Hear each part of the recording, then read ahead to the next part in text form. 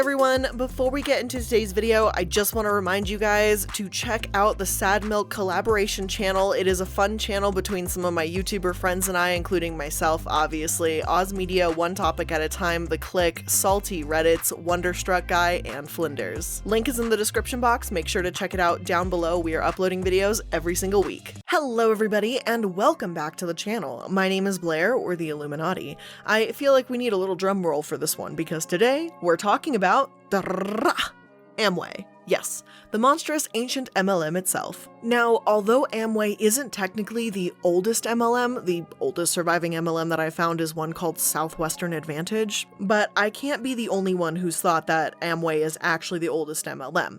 While it isn't the oldest, it's most certainly one of the most notorious. They were founded in 1855, whereas Amway was founded in 1959. A more well-known one, Avon, has been around since 1886, and I promise there is a video in the works eventually. I see your guys' comments. I promise, it's coming. But yeah, I thought Amway was the oldest MLM, and in fact, I was wrong, but it happens, but it's definitely up there in age for sure. Now, also a technicality, the founders, Jay and Richard, have actually been in business together since 1949 when they had the Jari Corporation. The name is just Jay and Richard combined, and that's how they wanted it, I guess. Guess they weren't really good with the clever names, but anyway, the business wasn't incorporated until 1959, and it didn't get the name Amway until 1963. So I'm like already ready to jump into the details, and I am chomping at the bit, so let's just get right into the video, guys. So, who are Amway exactly? According to Amway's own website, they empower people to live their best. That's the first impression they want to leave on their About Us page.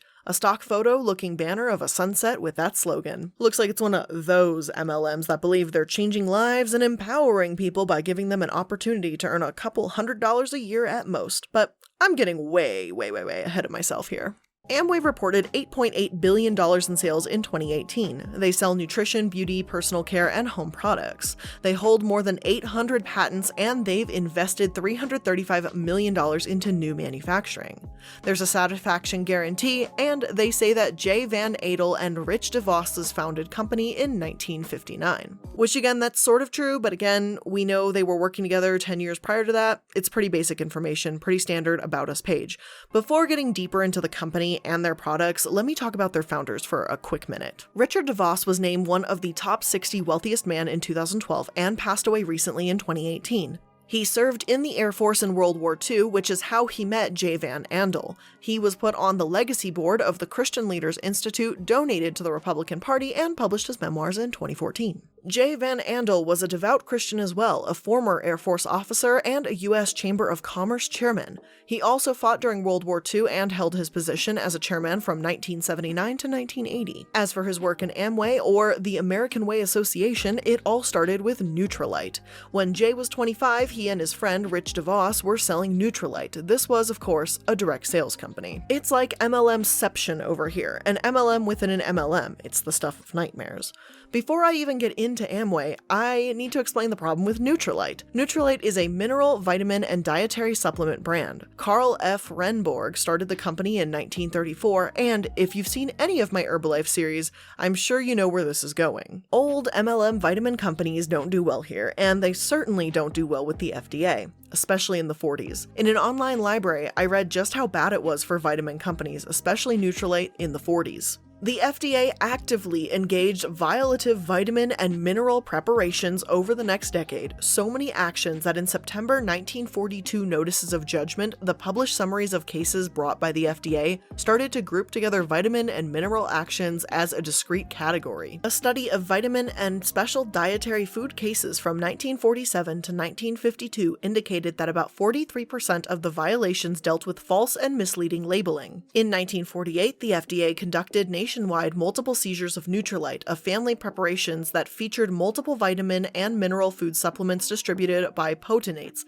high potentates, or exhaled potentates, depending on their volume of sales, through door-to-door sales. Promotions were based in large part on company-issued literature entitled How to Get Well and Stay Well, which drew clear connections between Nutrilite and a wide variety of diseases and illnesses. Procedural challenges and appeals prolonged the case. However, the two sides settled on a wide-ranging consent decree in April 1951. The Nutrilite decree addressed particulars of this case, but it also established parameters for a new regulatory approach to food supplements. Alright, so that was a fantastic giant wall of text, so let's start breaking it down piece by piece, shall we? Before Amway was even incorporated in 1959, these two founders were working for Nutrilite in direct sales. Like I say, Hunbots breed more Hunbots. It's a simple fact of life. Amway purchased Nutrilite in 1972 after the FDA was involved, as we read. But Amway, of course, leaves this part out under their Origins of Nutrilite section.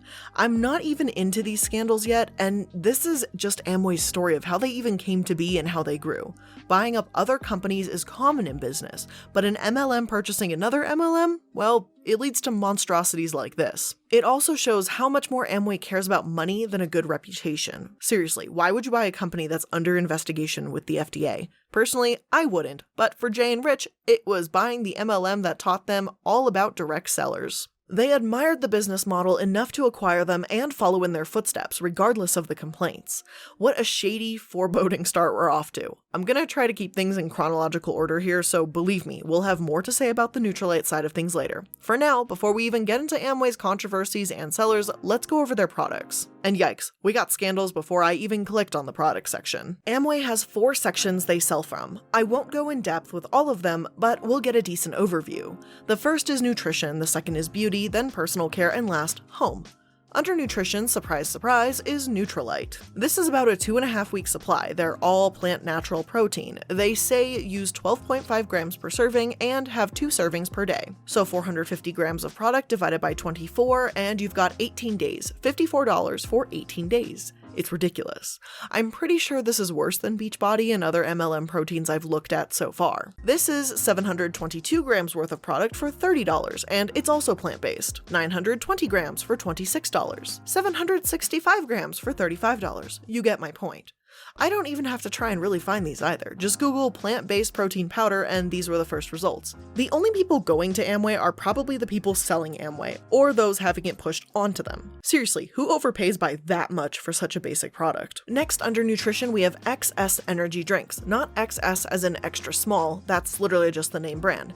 XS does have a lot less calories and more vitamins than Red Bull, so it's a healthy alternative if you want to call it that. It's $27 for 10 cans, so it's a bit pricier than Red Bull, but not ridiculously inflated like the protein powder. Energy drinks have targeted college students in the past. One company named Vemma was known for that, and my god, one day I really just want to dig into that. That's a defunct MLM. We'll get to that one day, I promise. But anyway, they have hundreds of millions in sales in 2013 and 14 and enticed people with BMWs. Their business practices were targeted by the FTC, and Vemma eventually agreed to change how they ran in order to avoid charges. XS, the energy drink sold by Amway, kinda reminds me of that. It's a way to target college kids through their pyramid scheme, a way to tap into every market possible, all health and fitness groups, the college kids that want a healthier energy drink, the home section for the Karens that want to sell to moms in their neighborhood, all of it. The whole thing is here on the website. Amway is known for being such a titan in the MLM community for a reason. With such a wide range of products, they can target almost anyone. It's also worth noting here that these products aren't even developed by Amway themselves. Just like Nutrilite, they acquired the company. They bought it in 2015 rather than developed it. More and more, Amway is starting to feel like a Target or Walmart of MLMs. They have a bunch of products, but most of them aren't Target or Walmart brand. They're just a giant MLM distributor of smaller MLM products. At this point, I'm half expecting to see Tupperware on their website, honestly. When I finally got past the nutrition section and into beauty, I noticed the brand Artistry Exact Fit everywhere. So with a ton of hesitation, I looked up Artistry Exact Fit and yep, it just kept getting better. Okay, can't believe I'm about to say this, but my brain hurts reading this. So, in 1958, Edith Renborg founded the Edith Renborg Cosmetics brand. It later became Artistry. Now, think for a second. Does that name sound familiar to you? Renborg. That's because Carl Renborg founded Nutrilite, the MLM. Her husband. Nutrilite owned the controlling interest of Artistry, so when Amway bought Nutrilite back in the 60s, they were also buying Artistry, like a 2-for-1 deal here. Really, this has me wondering how deep this MLM really goes. I mean, they're selling XS brand energy drinks. They purchased Nutrilite, which is not Nutrilife, a controversial nutrient brand that owned this makeup company, also developed by the Nutrilite founder's wife. What a mess. What an absolute tangled mess. And need I remind anyone that we haven't even made it to the topic of scandals yet? Moving on to the third category, Amway sells personal care. Under Nourish, they have body washes that are $11, and that's pretty comparable to the $13.50 ones that Bath & Body Works has. There's nothing crazy unique about these products, no insane claims made right off the bat, and yet again, this wasn't branded as Amway Body Wash or Amway brand shampoo. Their gels were S&H, and their hair care was Satinique, Glister for oral care. And this isn't me saying that you can't get a brand like Target that sells other brands in your store. I'm not trying to knock that aspect of selling. But when you combine that distribution side of things with an MLM, well, the wider variety can appeal to more Huns, give Amway a look of legitimacy as an online retailer, and that really does kind of rub me the wrong way. But maybe it's just me. But developing so many different names under Amway like this makes me feel like it's a way to hide the fact that they're, well, Amway. Think about it, Amway is a pretty well-known name. Someone young trying to find a job might not fall for an Amway pitch. What if someone tells them they're distributing Satinique shampoos or S&H gels? I can't exactly be sure what's happening here, and only the CEOs know their intention with this, I'm sure. But I'd bet just about anything that that's what Amway sellers do, given everything we've seen from Hunbots in the past. Now, as for products, their anti-dandruff shampoo from Satinique goes for $11. It's more expensive on Amazon, probably because they want you to buy it directly from Amway if I had to guess, and it had reviews, 3.5 stars. Again, there's nothing crazy unique about this brand. Sulfate is the second ingredient, so it's not some fancy sulfate silicone-free brand. If it were, I'd say that price tag is cheap. It's an anti-dandruff shampoo, the first product they had under their care section, and it's ridiculously easy to find any other anti-dandruff shampoos that are cheaper and possibly more effective. Here's Dove for less than $5, Head & Shoulders is just under $11 for a pack of 2, so just over $5. TGE and T-Sal from Neutrogena are more expensive, as well as a few other dermatologist-tested luxury brands, but otherwise, the brands on these lists are cheaper. So they don't have a unique, inexpensive product so far. Not in nutrition, where their shady Nutrilite is more expensive than almost every other brand out there. Not in beauty, where they could stand to be more shady, as far as their shade range is, because it's absolutely pathetic, and they're charging $44. $13 more than a seriously established brand titan like MAC Cosmetics. And as we've seen, not in personal care either. One section left, and then we'll be done with tearing apart this catalog of nonsense. On to Amway Home. I just got here, and I'm ready to leave. $15 for dish soap. Dawn, for about the same amount of product, less than $4. Come on, sis, don't fucking play with us. Do they make all their money in dish soap or something? How can you charge almost 4 times for dishwashing liquid? Even Mrs. Meyer's too, which is phthalate-free, however the heck you say that, paraben-free, cruelty-free, dye-free, biodegradable, multi-surface, and has plant-derived ingredients, all according to Target's website, is also under $4. I never thought I'd get this frustrated to see the ingredients of dish soap, but here we are. Guess this means I'm aging. It's just plain stupid. It's a ripoff. This company is 60 years old and not a single thing I saw seemed worth the price. Plain and simple, there's better brands out there. But as we know with MLMs, it's not just the product that may seem off to consumers. It's the business model. So let's dive right into this dirt and go through their scandals. And believe me, with 60 years behind them and a reputation of being an ancient pyramid scheme, there's plenty to talk about. There's a couple of different sections on Amway's Wikipedia I've used for reference. One is titled Pyramid Scheme Accusations, one is Legal Action. Charming that they have 2 different categories for their shady behavior. I'm simply going to move in chronological order so we can see how Amway's progressed throughout the years rather than try and separate their history the way that the Wikipedia did for some reason. The first case I see is with Amway and the FTC. This case is in 1979 and has become quite infamous, and you're about to see why. So, 20 years into business, the FTC filed a complaint that Amway was a pyramid scheme. They said they were in violation of the Federal Trade Commission Act. The Federal Trade Commission Act was passed in 1914 and launched in 1915. This was to help out those small businesses that couldn't compete with business titans at the time, as American companies were booming. It keeps companies from acting deceptively, well, it tries to, and stops everything from misleading price claims to failure to honor warranties. Long story short, the FTC is about protecting the consumer and unfairness in businesses. As stated on the FTC documents, Amway, once Ja Ree, had multiple complaints filed against them. In Part 16, they say distributors and dealers have also entered into contracts, agreements, combinations, or understandings with respondents, the founders, or have been required or coerced by respondents to refrain from soliciting the business of retail customers and commercial accounts of other distributors or dealers. Said acts, practices, and methods of competition and adverse competitive effects resulting therefrom constitute unreasonable restraints of trade and unfair methods of competition in commerce within the Internet and meaning of Section 5 of the Federal Trade Commission Act as amended. Woo! That was a lot. And honestly, I cannot go through this entire list of complaints and every section of the FTCA it references, or else we'd be here for years. Needless to say, the FTC was accusing Amway of the very thing we say about MLMs all the time. It was shady as hell, the income was misrepresented, and the sales tactics are unfair. As convincing as it all was, I obviously didn't get my hopes up. We know the FTC wasn't able to shut Amway down, seeing as they're still around today. The FTC stated why on their website. The commission held that although Amway had made false and misleading earnings claims when recruiting new distributors, the company's sales plan was not an illegal pyramid scheme. Amway differed in several ways from pyramid schemes that the commission had challenged. It did not charge an upfront headhunting or large investment fee from new recruits, nor did it promote inventory loading by requiring distributors to buy large volumes of non-returnable inventory. Instead, Amway only required distributors to buy a relatively inexpensive sales kit. Moreover, Amway had 3 different policies to encourage distributors to actually sell the company's soaps, cleaners, and household products to real end users. First, Amway required distributors to buy back any unused and marketable products from their recruits upon request. Second, Amway required each distributor to sell at wholesale or retail at least 70% of its purchased inventory each month, a policy known as the 70% rule. Finally, Amway required each sponsoring distributor to make at least 1 retail sale to each of the 10 different customers each month, known as the 10 customer rule.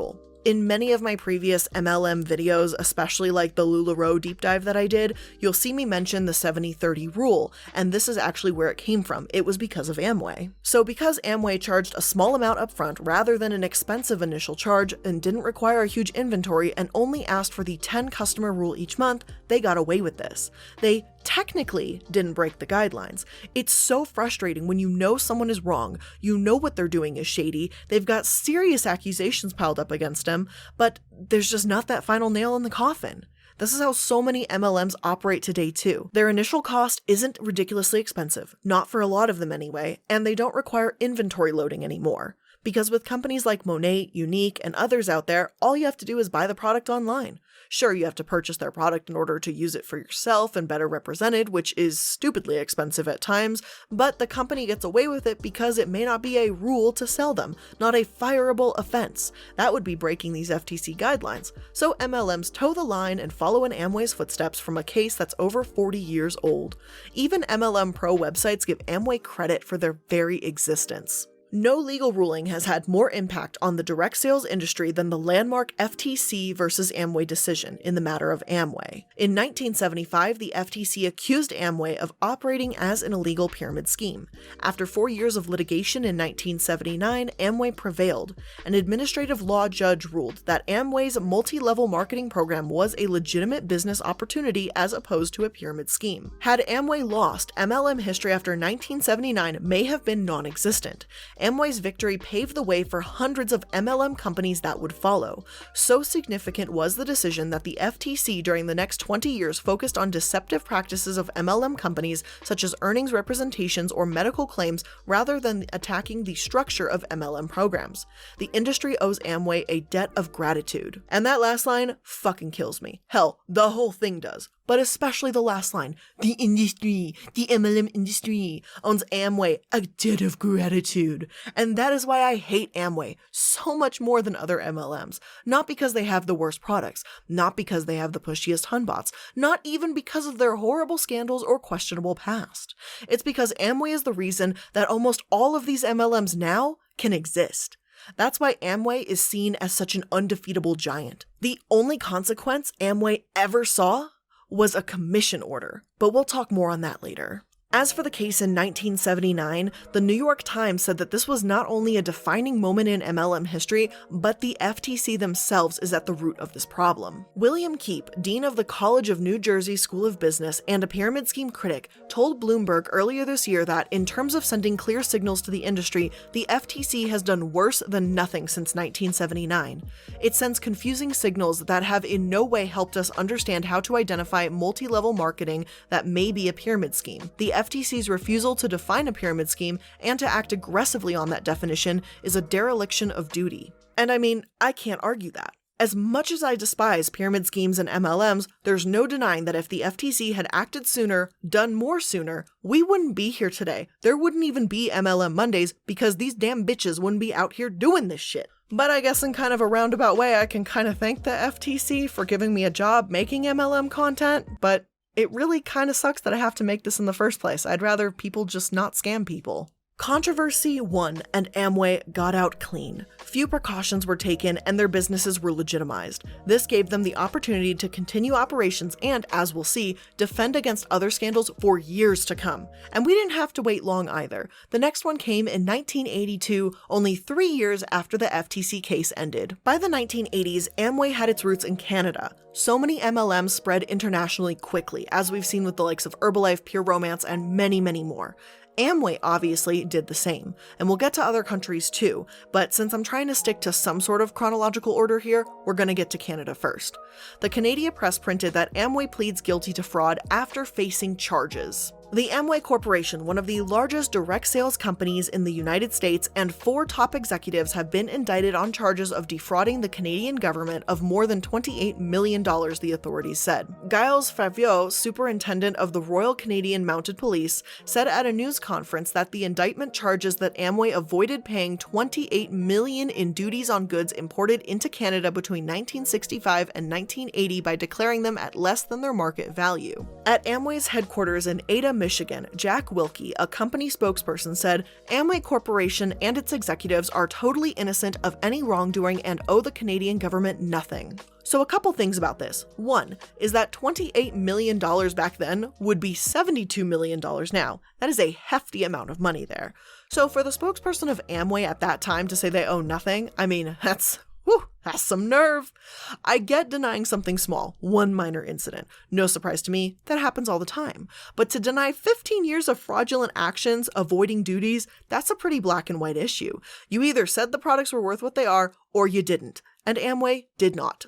But do you know what's even more ridiculous? The same spokesperson, the same Wilkie, changed his tune completely when they had no choice but to pay the price. In 1983, it was reported, Amway admitted today that it and its Canadian subsidiary has cheated the government of customs and duties and federal sales tax by concealing the true market value of goods shipped from the United States. We discovered it, we realized it, and we'll pay the fine, Mr. Wilkie said. It's funny how Jack changed his tune in just about a year. I don't really think it's a case of, oh, he didn't know what was going on, but rather a case of don't admit you've done anything until they can prove it.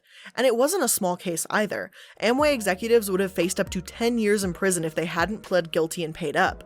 The founders, Jay and Richard, and 2 vice presidents, C. Dale Disher and William Holliday Jr., could have had 40 years of jail between them all. Do I seriously need to say that if this company you work for doesn't pay its duties and the founders face jail time, that it's a bad company? Isn't that obvious? I don't know what the Huns of the 80s were thinking signing up to work for this kind of company, but Amway did continue to grow, and they avoided the FTC, and now they avoided jail time. Everything was settled between Amway and the Canadian government in time. But do you know what's really hilarious and really insulting? Years and years later, Richard DeVos had an interview in which he was asked what was the biggest challenge of his success. And in full context, his complete answer was this. It would be when we had a big argument with the Canadian government over a tax matter. We were doing everything that we, our lawyers, and our accountants thought was correct, and the government charged us with fraud. Yet we had been doing it that way for 17 years. I think the episode was politically motivated. But from a moral standpoint, I think it caused much soul-searching as to whether we had done anything wrong. Were we out to defraud and cheat them, and in doing so violate our own vows of honesty and integrity? We searched our souls pretty hard. I concluded Amway was innocent of the charge, but for various technical reasons we pleaded guilty. It was another moral dilemma. Is it right to say you are wrong when you believe you are right? We prayed a lot also, and I lost a lot of sleep over it. I think that was the greatest dilemma in my business career. Yes, poor Richard. The biggest challenge in his lifetime was when he got caught defrauding the Canadian government out of millions of dollars. I'm sorry, what? Is he serious? You didn't search your soul. You talked to lawyers, and you realized you couldn't get away with it, and you had to plead guilty to avoid jail.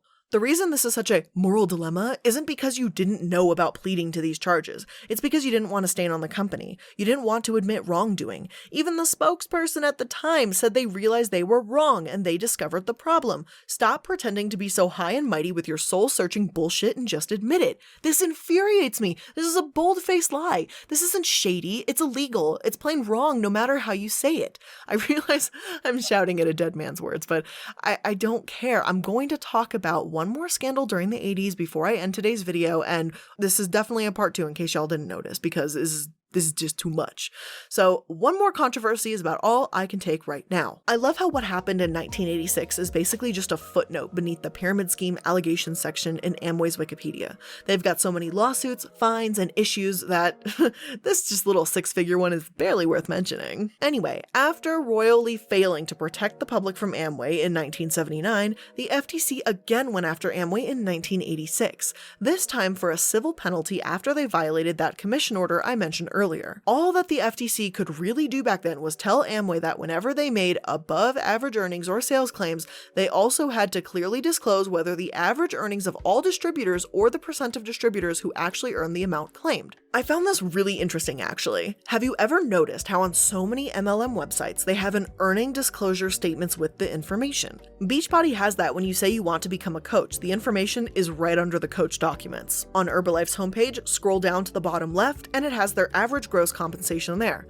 Most of the time when I'm looking at these income disclosures and forms, I don't have to hunt through some IRS or hidden website. The information is directly on an MLM's website. And I mean, hey, that makes my job easier, but now I know why. It's not because these companies want to be transparent. Of course not. It's because Amway paved that road again, and they don't want to face the same hassle that Amway had to in 1979. But anyway, back to 1986. This is exactly what Amway was accused of not doing. The FTC said an ad ran in 1983 by Amway, and it was the cause of the violation, but the courts are slow and, well, it took until 1986 until they faced any penalties. And it was $100,000. $100,000. That's it. The Justice Department sued them for pennies. Don't get me wrong, $100,000 is a ton of money for one person. That's life-changing for most people. But for Amway, who survived paying $28 million 7 years prior, it's like they don't even care if these companies change at all. It's like telling a Karen to go to a restaurant and not yell at the server. Like, it's just not gonna happen. This isn't just punishment, it doesn't send a proper message. So is it really any wonder why we still have over a dozen controversies to talk about? And no, that's not a hyperbole.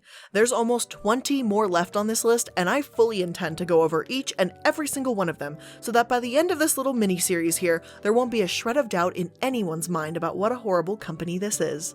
So stay tuned, because that will be coming very soon. But in case you guys couldn't tell, I got a little angry here at the end, because this company just really angers me for a variety of reasons. So yeah, that's where we're ending part 1 of this video. If you guys like this video, make sure to hit that like button. If you guys are new to the channel, make sure to hit that subscribe button. And if you guys need to take a break from all the insanity that goes on this channel, pop up in my description box. You're gonna find links to all of my social media, second channel, collaboration channel with Sad Milk, my puppy Casper's channel, blah, blah, blah, blah, blah, all the good stuff. It's all down there, I promise. So again, guys, thank you so much for making it to another video. I love you guys, and I'll see you in the next one. Bye, guys.